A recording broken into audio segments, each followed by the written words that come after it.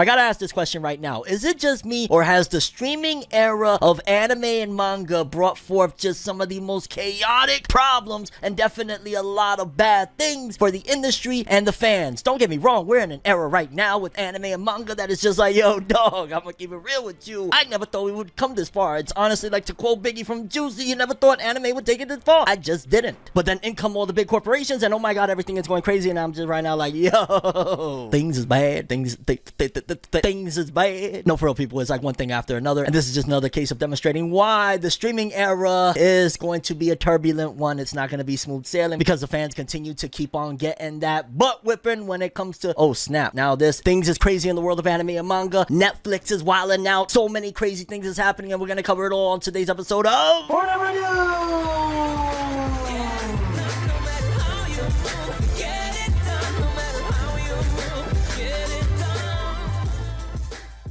Okay, so to keep it real with you, before I started this episode, I was like, yo, dog, there's so many things happening in the world of anime and manga. Where do I begin? What to start with? And then I saw this story, and I was like, that's the one. We're going to talk about this one. This is very serious, and this is going to have major consequences down the road if it goes unchecked. Because in case you don't know, there's a lot of conglomerates right now. Well, not a lot, kind of a small group, but for the most part, there's some conglomerates that are essentially competing for who's going to be essentially the king streaming service of anime. And I guess manga's in there, but not really. Nobody's competing. It's kind of like, yo, Shonen Jump app, or, yeah, I don't know, the illegals, oh wait, MLO, the illegals, aka getting your One Piece on, you know what I'm saying? I don't know how much more I can be with that one. Transparency, come on. But there's some serious competition out there right now. I mean, we've already covered multiple times here on ForneverNews that Sony has bought into two of the biggest conglomerates over here in the West, in particular the showrunners of licensing anime and bringing it over here to the Western audiences, Funimation and Crunchyroll. Sony got them under their belt. Then you got Netflix entering the picture and grabbing exclusive rights that JoJo's Bizarre Adventure fans are like, yo. I mean, at first I thought it was going to be a great thing. I was like, yo, dog, okay, Netflix is entering the ring. They're going to stop, you know, the monopoly that is occurring right in front of our eyes as all of these companies become one. Boom, here we go. And then here comes capitalism. I am here, yeah. Essentially, everything is just going into disarray, and this could have consequences for the future that maybe the series that they're affecting right now might not be the most important to you, although I know millions of people it's important to, but I'm just saying, eventually this could affect you, and you might get a little bit ticked off. You might be like, yo, dog, really? What's going on here? So let me warn you of what is happening right now with Netflix and what they're doing and the dire consequences it's going to have. Because Netflix is quickly becoming an issue, or I guess you could say whether it be a positive or a negative is how you view it. But either way, Netflix is ultimately becoming a big staple in the anime industry now. In particular, one of the biggest acquisitions they did that just cemented them is JoJo's Bizarre Adventure. They got the exclusive rights to the point where Jason DeMarco from Toonami is still looking at them like, you really did that to us, dog? We were airing it first. Why are you playing with us? Shout outs to DeMarco. I feel your pain, dog. They be doing some wild stuff out there. But nevertheless, it was a giant acquisition that kind of left all of us like, wow, they really aren't playing anymore. Because initially Netflix started off and I was just kind of like, oh, you got the Adventures of Sinbad, cool beans, bro, I'll watch it and then I'm done because y'all don't got no more stuff. Fast forward a few years later, here we are, and yeah, they got all of JoJo's. And you're probably thinking, well, okay,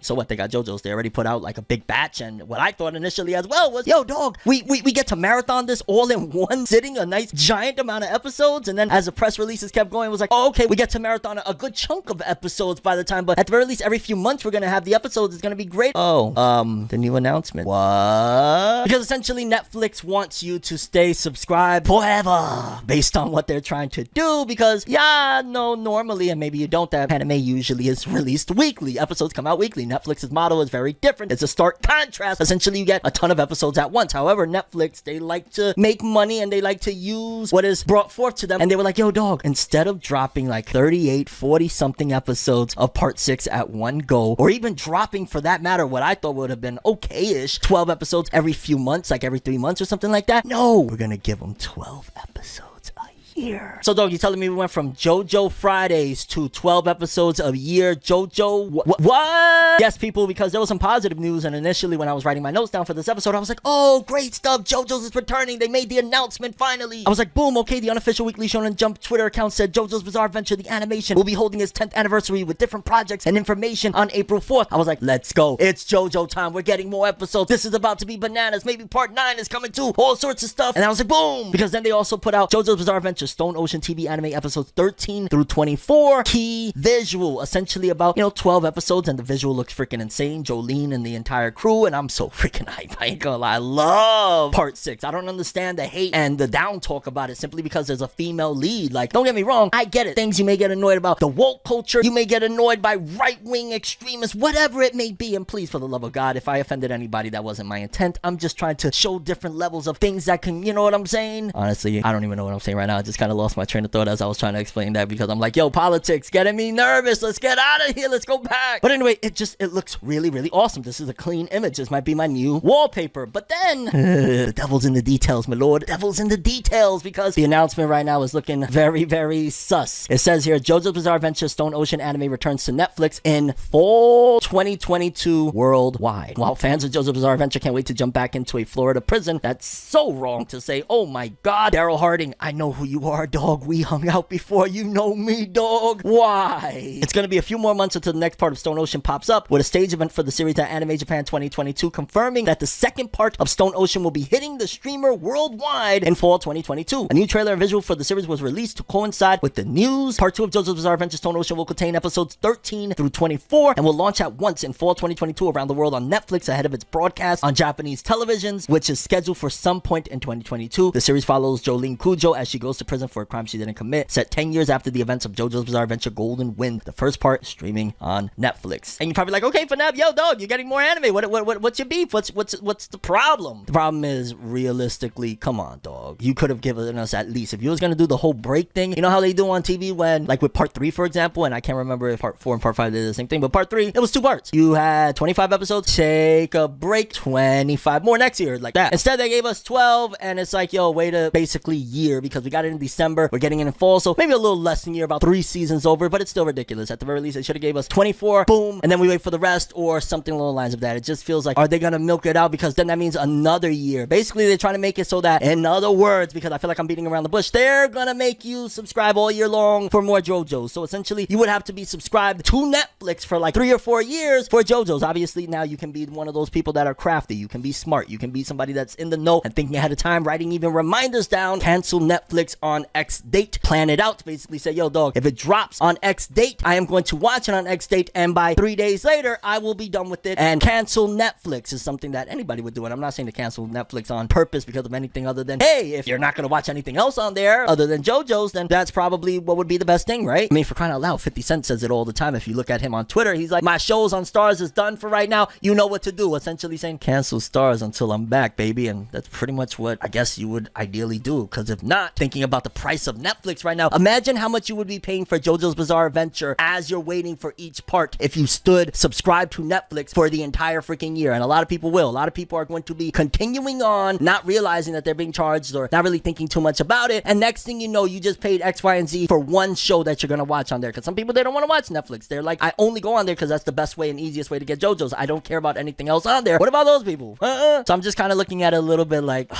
this is problematic, because if they're trying this with JoJo's, which is a very big IP right now, don't get it twisted, JoJo's Bizarre Adventure, humongous fandom. If they're trying this with this IP right now that they just started, they just really launching off, Netflix is really starting to become a staple now in the anime industry, then what happens next? What if, some terrible catastrophe happens and like a big new title or a couple of new titles of jump stuff that you really love? Like, imagine Chainsaw Man was a Netflix exclusive. I would go down to Netflix and be like, yo, y'all not doing this to me right now, dog. What? I call Makima at that point, though, like, yo, get him right now. What are they doing? You see what I'm saying? Like, it's bad enough we're already waiting for Chainsaw Man, just being honest with you, because Map was taking time, but take the time that you need in order to get it right. But either way, we're waiting a long time. Imagine that. Imagine another one. Imagine like if, I don't know, there was a Naruto sequel down the road and it was funded by Netflix and it was only the way to watch it is to go to Netflix, and they're doing it like that. Imagine. I think you would be pretty ticked off. Which, by the way, oh my God, I found out something is really, really horrible right now. Holy shit, did y'all miss that? Well, for starters, it's the fact that you're not subscribed. What are you doing? 65% of people right now watching aren't subscribed, and those people right now, I would really appreciate it, and it would benefit both of us if you would hit that subscribe button and hit the notification bell so you get all notifications when we drop new episodes of ForneverNews on here. We're doing a bang up job, and it's a really pretty awesome show. Just check the comments, you'll understand what I mean. But also, I've made a grave wave era, because have you noticed something is wrong here? In case you didn't, I'm gonna tell you right now.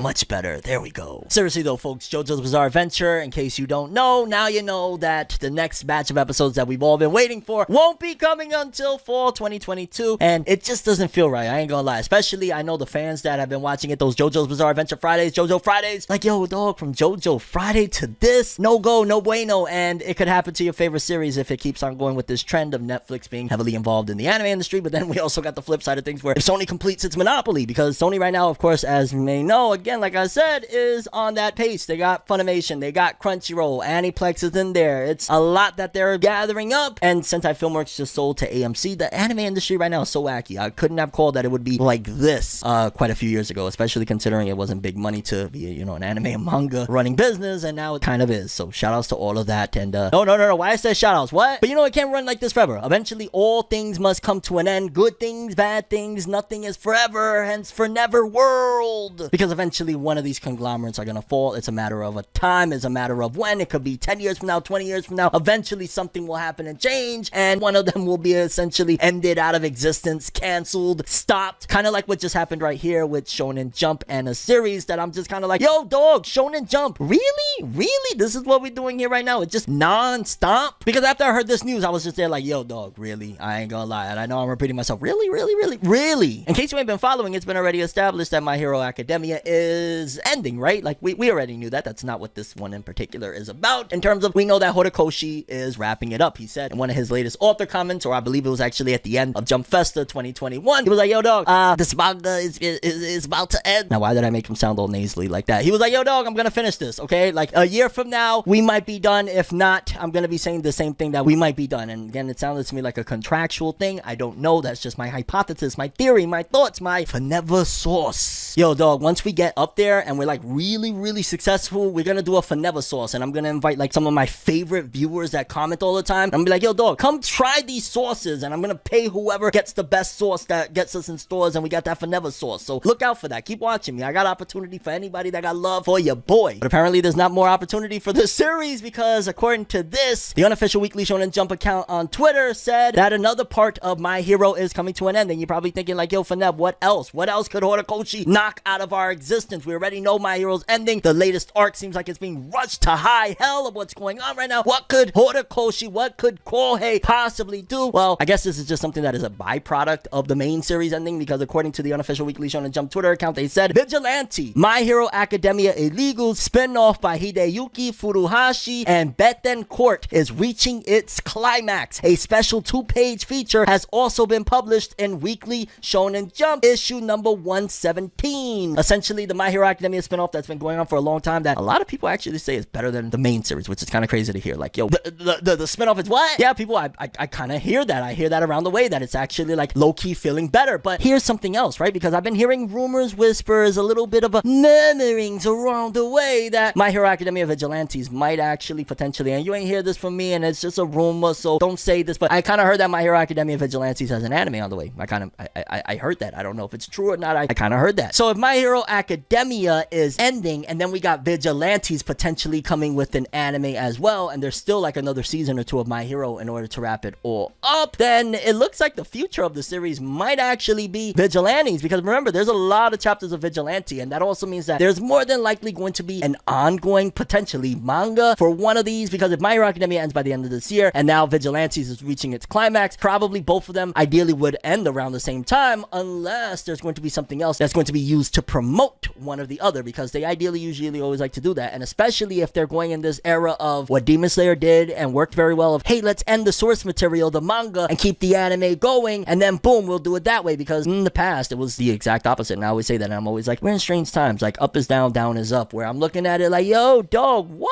So let me get this straight. Now y'all are cool with ending the manga, even if the anime isn't done yet, and y'all just keep the anime going. I mean, it's working for Demon Slayer, so there's a fact that it works, and I wouldn't be surprised if, again, a lot of series go that route. Like, Marshall might not be able to do that. Maybe it's going to be because Marshall might end up again. I don't know why I feel Studio Pierrot is just there like, we got Marshall. Like, if they do, oh my god, or Toei, oh my god, no! Nah, I ain't gonna try to hate on them that much, but damn. As a matter of fact, I want you to comment right now. Here's a very big question. Which studio right now now you think would be the one that would actually get Marshall? Would it be Piro? Would it be Toei? Wit? Like, who would get honestly, I think Marshall really falls into Piro or Toei in terms of like, you can make that episodic, in terms of that you can stretch that out, in terms of that it feels like it could go a very light direction if need be, because it's kind of a slapstick comedy, very funny action shonen gag thingy. But either way, My Hero Academia Vigilante is coming to an end, and honestly, it almost feels like a shame, because again, it's like, yo, so if this is better than My Hero from what fans tell me, and they're ending that now too, what's going on here? It could be that again, we're being ushered into a new era, and again, the My Heroes and everything that this era stood for, it's their time to move out. Like, honestly, things are going faster. Just because Naruto, Bleach, and that One Piece Big 3 era, I know One Piece is still going, relax, we're in a joyous time, boy, yay! But just because that era lasted so long, you know, Naruto went from 99, I think it started, the manga, it went from like 99, or was it the anime? It was 97, somewhere around there. Like, just because Naruto went from like the late 90s all the way till 2014 doesn't necessarily mean that this era is going to, especially considering we're at a different attention span where everything is going so fast. It's probably going to be a fraction of the time for an era moving forward. So then this next era, which is ridiculously fast, like, you know, Demon Slayer manga has been over now for 2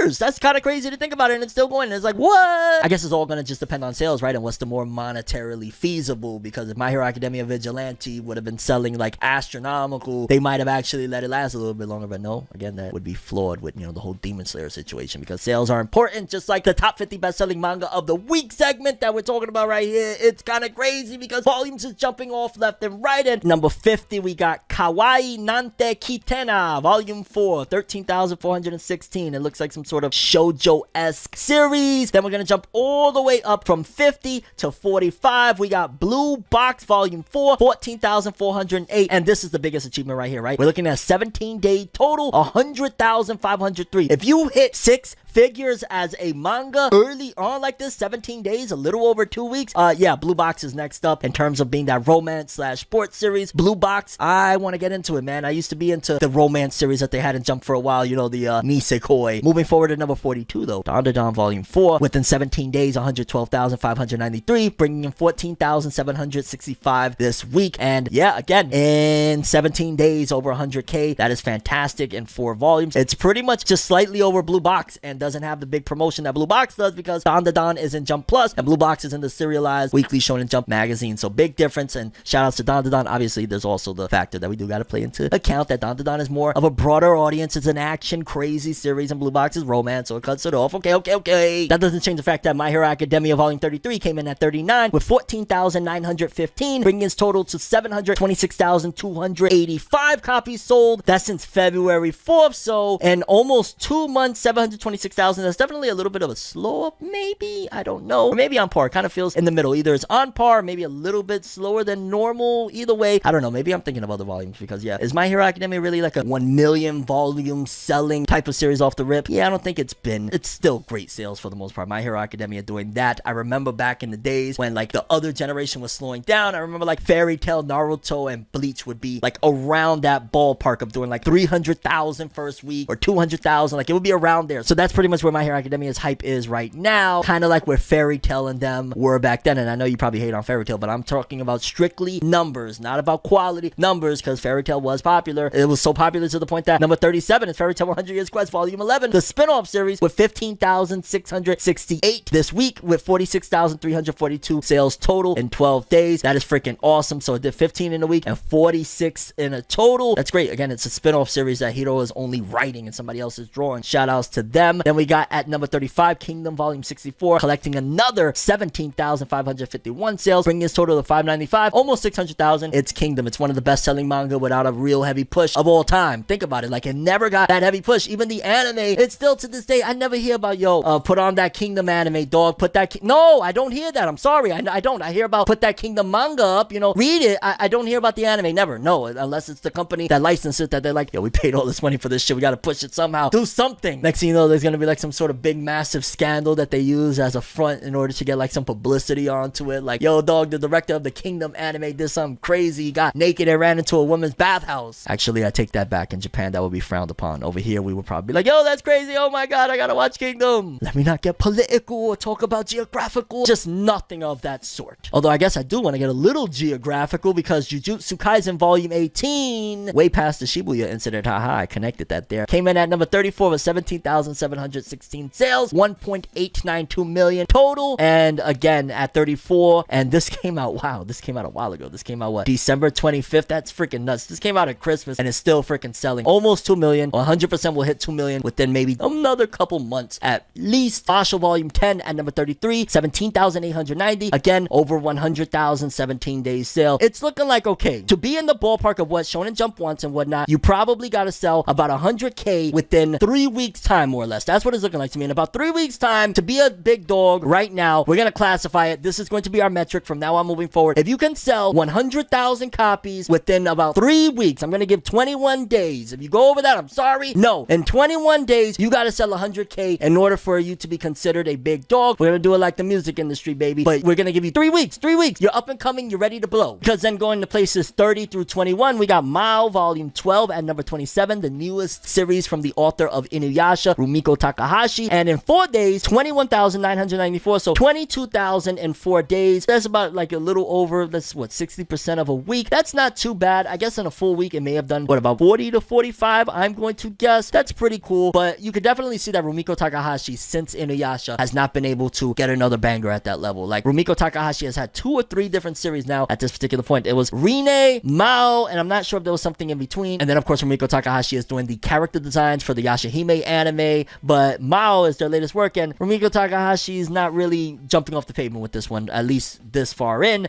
And doesn't it have an anime on the way, or has the anime come out? I don't even know. It ain't no Inuyasha, though. I'm just gonna say that right now. It ain't no Inuyasha, and it never will be. Not that it needs to be. Then we got at number 25, So No Free Aaron, Volume 7, limited edition. So that was a limited edition. That means the other volume did way more. 22.6, not bad. Then we got at number 21, Dr. Stone, Volume 25, 26.947, 185,000. And yeah, this is going to be the last year, so celebrate it while you can, of Dr. Stone. By next year, don't expect for it to be on this list unless a volume comes out at the tail end of this year that will allow it to be included in next year's sales. But Dr. Stone, for the most part, is probably going to go dormant at this point unless something else. I'd imagine Boichi and Richiro Inagaki sensei are going to be going off to do different things. But yeah, Dr. Stone being over, 2022 will be the final hoorah Dr. Stone year. And it's crazy because it's been like, what, Dr. Stone ran for about 5 years, right? Like crazy. Because then at number 15, Tokyo Revengers Volume 26 with 31,520 is still doing very, very well with 864,795 total. And that one came out, oh my goodness, when did that come out? That came out February 17th. So yeah, well over a month and a half, and almost a mil. It'll hit a mil before we leave. And I ain't gonna lie, I'm so happy that I'm covering this right now, because at number 14 is Hajime no Ippo Volume 134. And for some reason, I really dig that cover art. That looks so cool. And is that Ippo with a towel? The fighting? Oh my god, only Ippo fans know right now what I'm thinking. Only you guys know what I'm thinking right now. Like, Ippo, is he in the ring?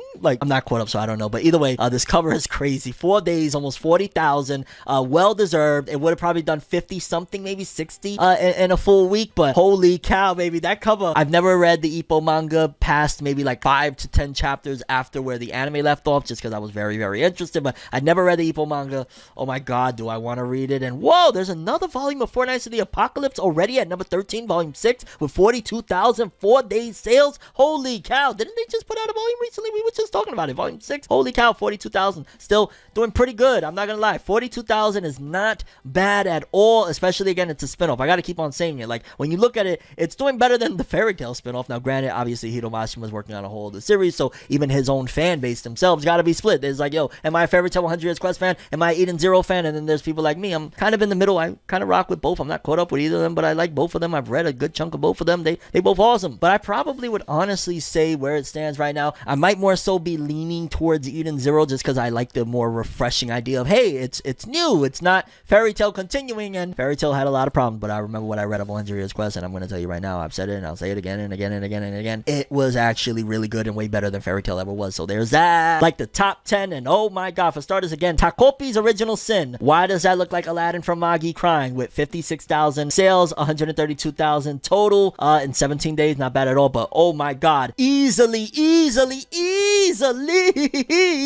number 8, Fire Force Volume 33, 60,000 pretty much, 59,104 in 4 days, and that's easily the best cover of everything that I've looked at in this entire top 50. Oh my god, is that Shinra? Is Shinra upset? Holy cow, that looks freaking dope. Wow, 60,000. Honestly, I feel like sometimes Fire Force was underrated. It should have been like doing 6 figures. figures and sales and stuff like that. But then we got number 7, Kaiju number 8, volume 6, with weekly 66,956 in the week and 501,044 copies in total. So already 500,000 in 17 days. Definitely lower than some of the other previous volumes. I remember some of the previous volumes, this was doing like, I think it did like 700,000 in its first week or something. So a little bit lower. Interesting though. Shumatsu no Valkyrie volume 14, 70,938. Awesome stuff there. That's really dope for, again, Record of Ragnarok, considering everybody was shitting on that anime, but the anime didn't slow it down at least. Blue Lock volume 18, 80,000. Blue Box, I understand you're trying to come for that throne, but Blue Lock got it on down pack right now. So Shueisha, you might have stretched out Haikyuu a little too long. You probably should have get another sports romance series popping before you ended Haikyuu, because I think Blue Lock is still going to own the throne of this. Like, they might have the Yu Yu Hakusho or some shit, but Blue Lock is going to be the Dragon Ball Z of this romance era. Kaguya-sama Love is War volume 25 with 85,677 copies. That cover looks really dope. Slime series bringing in almost 90. And number 1, Soso no Frieren volume 7, 165,983. And in 4 days sales. That's freaking crazy. That's the number 1 selling manga. And this has been a very, very interesting top 50 best-selling manga, especially some of the stuff that, like, holy cow, that Ippo cover, I'm just saying. And Fortnite's getting another volume already, kind of crazy, but best cover hands down easily, Fire Force volume 33. It's crazy. It's really over. Like, we live in a world now that Fire Force is done. As much as I've talked about it and covered it, and well, I didn't cover it that much, but I talked about it a lot in my personal life. Okay, I know I should have covered it more. Leave me alone. Because I mean, regardless, Fire Force still did its thing. It still rocked the house. It still brought in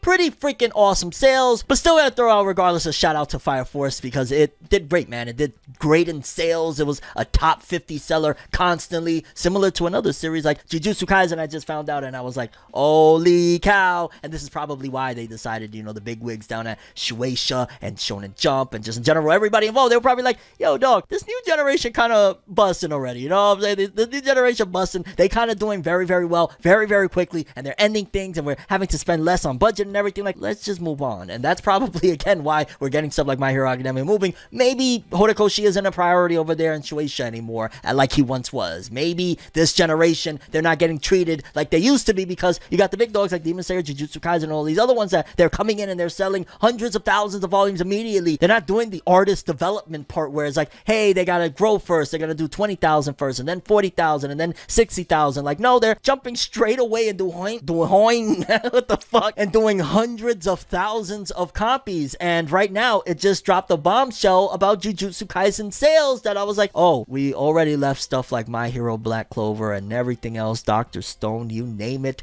a lot of them in the dust. And it goes even further, because Jujutsu Kaisen just recently revealed that it has reached 65 million copies in circulation. That is nuts, okay? Jujutsu Kaisen started in 2018, so you do 2018 now, in probably less than 4 years, Jujutsu Kaisen has sold 65 million copies of the manga, has a $100 million selling film, Jujutsu Kaisen 0, has a giant freaking season 1 anime that got millions of people involved in it. It has just done insane things in only 4 years, and now 65 million copies in circulation. That's crazy. I'm curious though, is Jujutsu Kaisen going to be the number 1 selling manga of 2022 as well, like it was last year? It's going to be a little bit different. Obviously, Demon Slayer has to have slowed down, right? Volume sales wise, like how many more volumes can you sell of the same stuff, considering there's nothing new really about Demon Slayer? Like, Demon Slayer doesn't put out new stuff anymore, minus, you know, novels and stuff like that. So maybe the novels can give it a boost or whatever, but unless they put out, like, I don't know, 1 or 2 volumes of some new stuff of Demon Slayer, Jujutsu Kaisen doesn't have to worry about that. It may have to worry about Tokyo Revengers, but I don't know how much, because Tokyo Revengers also has slowed down. So it's going to be an interesting year. I think a lot of Kodansha titles, interestingly enough, are going to be making up some of the biggest sellers. I think we might be, who knows, going into a different direction where Kodansha can actually really compete neck and neck now, because they got big dogs like Attack on Titan, which they're going to still bring something, man. It's not going to end there. Trust me. They got Attack on Titan. They got Tokyo Revengers. They're going to do something with the IP there. Maybe it'll be another delinquent that can use the power that Takamichi has. Like, they're going to figure something out. Kodansha has titles, and then now we got the new ones, like what we talked about in the top 50 best-selling manga of the week segment. Yeah. But Kodansha is really a problem. Like, the top 10 best-selling manga of 2022, I can almost guarantee we're going to see titles like Soso no Frieren. We're going to see, like, stuff that, I don't know if they're Kodansha or not. I don't know what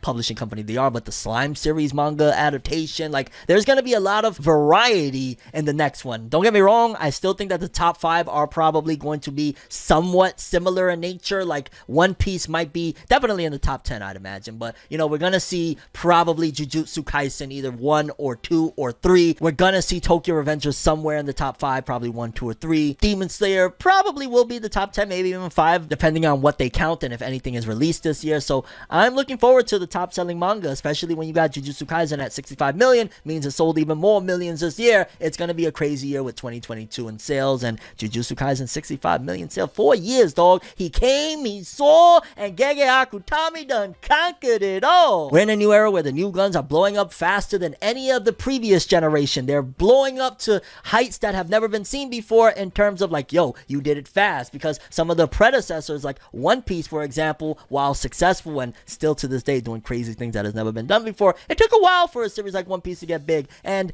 that's why One Piece right now is constantly celebrated, even in a segment like this that has multiple news segments that they pretty much are doing like a One Piece convention at this particular point, because we got a lot of One Piece right now that was just announced, including gaming stuff, including the movie, including just a lot of things. Like, for starters, in the gaming realm, One Piece Odyssey video game has officially been announced for 2022, and Eiichiro Oda had a message about One Piece Odyssey. I thought to myself, wasn't it like 3 years ago when I designed the characters? Meaning this game has been in production at least 3 years, possibly even more. Ha ha ha. But when I actually saw the game, wow, it felt like I was watching a movie. What incredible immersion. And honestly, when I saw the trailer, because I did take a look at it, it looks dope. Kind of reminds me a little bit of World Seeker, but less constrained, or, you know, it was like World Seeker, it was open world supposedly, but it felt like a kind of bootleg open world in a way, as much as you could walk around and stuff like that. But I'm interested to see what this does, because according to this, it says Bandai Namco Entertainment reveals new One Piece Odyssey PS5, PS4, Xbox Series XS, PC game. The One Piece News Coup Online livestream revealed on Monday a new game for the franchise titled One Piece Odyssey for PS5, 4, Xbox Series XS, and PC via Steam. The game will launch in 2022. The livestream unveiled a trailer which previews a new character. ILCA, Pokemon Brilliant Diamond, Shining Pearl, is developing the JRPG, and Bandai Namco Entertainment is producing it. Original manga creator Eiichiro Oda is credited for the original story and character/monster designs. Motoi Sakuraba, Tales of Series, is composing the music. That's really dope. The Tales series is awesome. The One Piece manga centers on Monkey D. Luffy, an aspiring pirate who, like many other pirates, dreams of claiming the legendary One Piece treasure. And yeah, it looks really, really dope, and I'm excited because I ain't gonna lie, One Piece games, they don't drop a million of them over here at the very least that I really get into anyway, but when they do, some of them be really dope. Like, Burning Blood was kind of Burning Blood was you know what I'm saying? I wasn't really all into that. I've kind of had my fill of Pirate Warriors, I'm not gonna lie. The 4 Pirate Warriors have been released, I've gotten each one of them. I think I bought the first 2 in Japanese, the 3rd and 4th one I got in English, and I'm not the biggest Dynasty Warrior fans nowadays, I ain't gonna lie. I'm just kind of like, World Seeker again was pretty dope, and I had a blast playing with my nephew. Actually, now I think about it, I got some fond memories with this. I don't know, maybe this game is going to be absolutely fire, one of the greatest games of all time when it comes to One Piece, because yo, One Piece be having some gems, dogs. For the Wii, oh my god, what is it, One Piece Unlimited Adventure or something like that? I love that game so much. But if I'm being honest, I'm really hyped for this video game, but I'm definitely a little bit more hyped for the upcoming One Piece film Red because of that Shanks stuff, and we got more information on everything One Piece, because again, this big One Piece news convention just like dropped bomb after bomb after bombshell. For starters, we got a new logo, One Piece's 25th anniversary logo, and it says One Piece, and it got Shanks putting on the straw hat on Luffy, and it says 25th, and it would be crazy if some plot twist happened down the road and randomly Shanks was bad. Like, how do you go against positive marketing like that with an evil guy putting the hat on? Like, what? But also, one of the big reveals is something that was kind of already hinted at. They talked a little bit about it. I remember Oda even making a quote about wanting to make a badass little girl or something like that for a future One Piece film or whatnot, because we got One Piece Film Red's new poster, and it says One Piece Film Red on it, and on it, it looks like, I'm guessing that's a pirate, because is that a Jolly Roger in back of her? But it's a very much so looking like a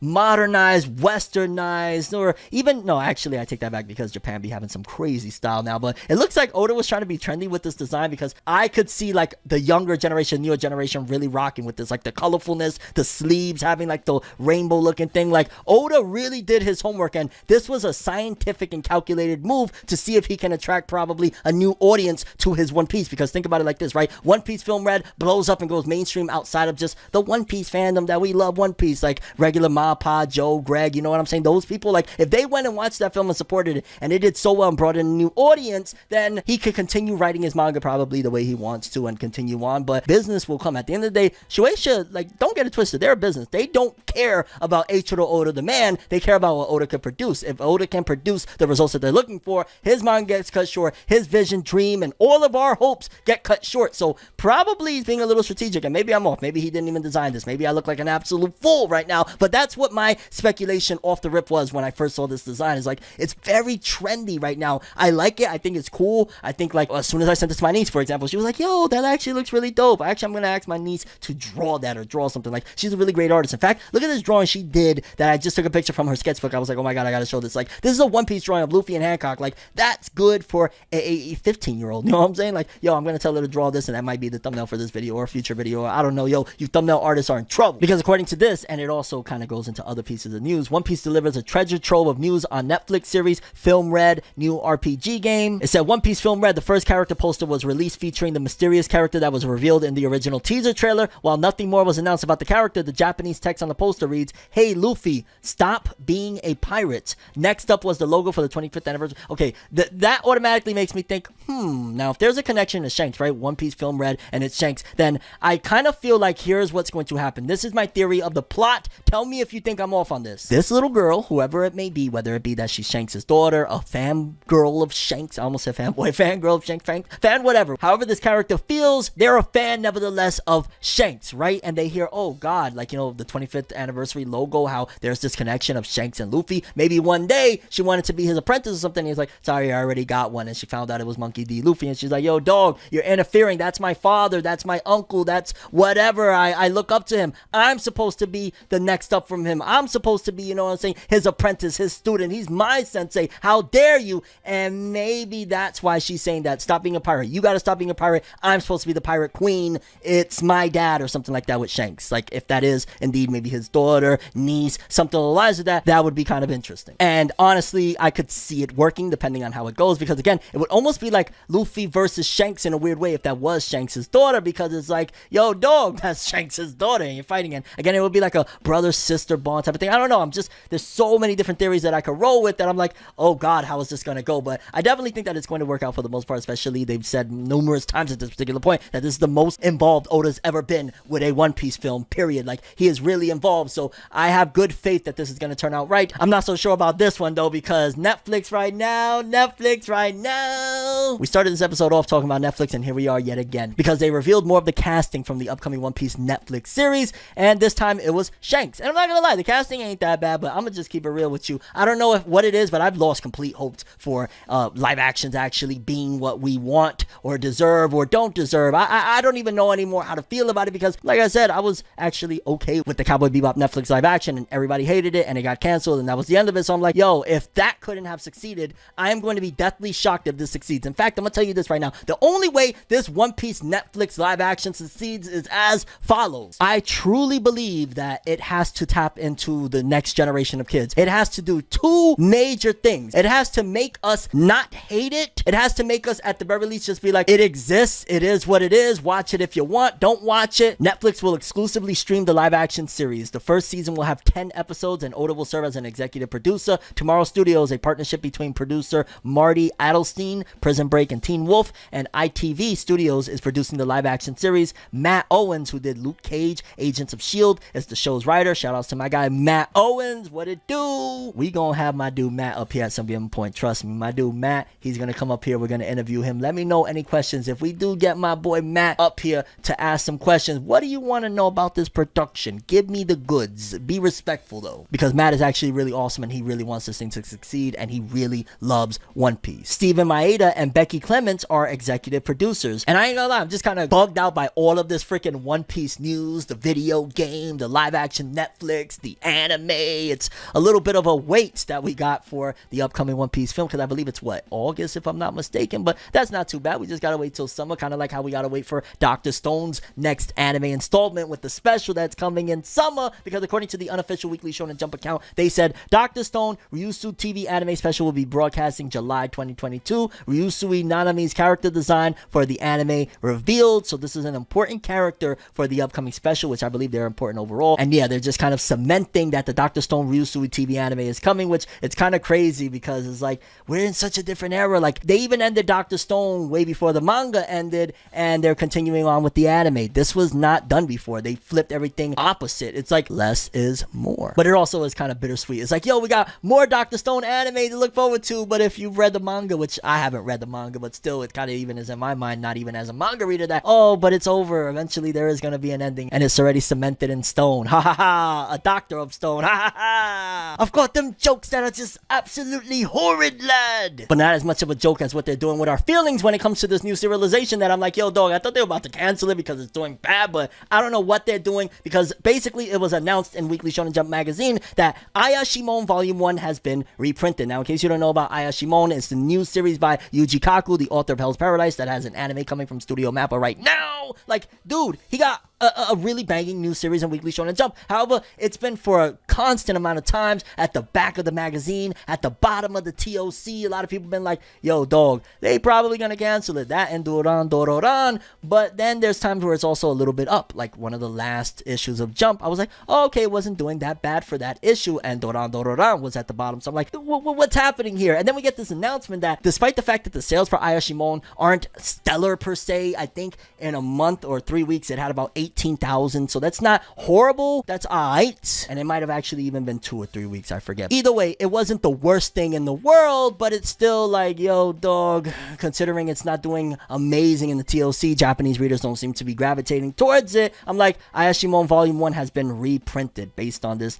unofficial Weekly Shonen Jump Twitter post. I'm like, so it's getting reprinted enough. Maybe, and this is conspiracy theory time. What if the higher ups at Shueisha didn't necessarily believe in Ayashimon to begin with, and they ordered a very low count of prints of books to see how it does, and that's why it's like, yo, dog, you know what I'm saying? It's sold very poorly because maybe there wasn't that many, and now they need to reprint it because they're like, oh, no, it's selling. People care about it. Yeah. It could very well be that a lot of times Shueisha sabotages themselves by like being worried that it's not going to sell well, and then like looking at it and like, oh yeah, it's not going to sell well because maybe in certain areas that it would have sold well, you didn't put books in there. So maybe there's a possibility that Ayashimon might be one of those series that it sells books but doesn't necessarily place well in the magazine. It could be that case. Maybe the people that buy the books aren't the ones that are supporting the magazine. They might be two separate audiences. In fact, they are, because how would somebody that reads the chapters go and buy the volumes? Oftentimes the average casual viewer reader, they don't do that. It's like us that do that, the people watching this right now. Or hey, if you're a casual viewer, shout outs to you. Hello. We talk about anime and manga all the time. Subscribe, like, all of that good stuff. I got merch. Yeah, I'm a cool dude. And that's honestly how I wanted to end this episode of ForneverNews. Curious what you guys think. Most important story, favorite story, something that I didn't cover that you're like, yo, Fornev, come on, maybe you should cover it. Let me know. That's all I have for this one, though. Thanks for watching. Hope you enjoyed. I'm ForneverWorld, and as always, people, have an awesome day. And remember the golden rule: anime and manga for life, bye. Have an awesome day. Peace in, and you guys just watched another episode of ForneverNews. Have an awesome day. Don't forget to subscribe and hit that bell. I know I said that like a million times, but yo, this YouTube landscape right now, there's a reason I gotta say it, dog. If I don't say it, it don't happen. You know what I'm saying? So do your boy a favor. Have an awesome day, though, for real, dog. That ForneverNews. I like this new format, dog. We having fun. Have an awesome one.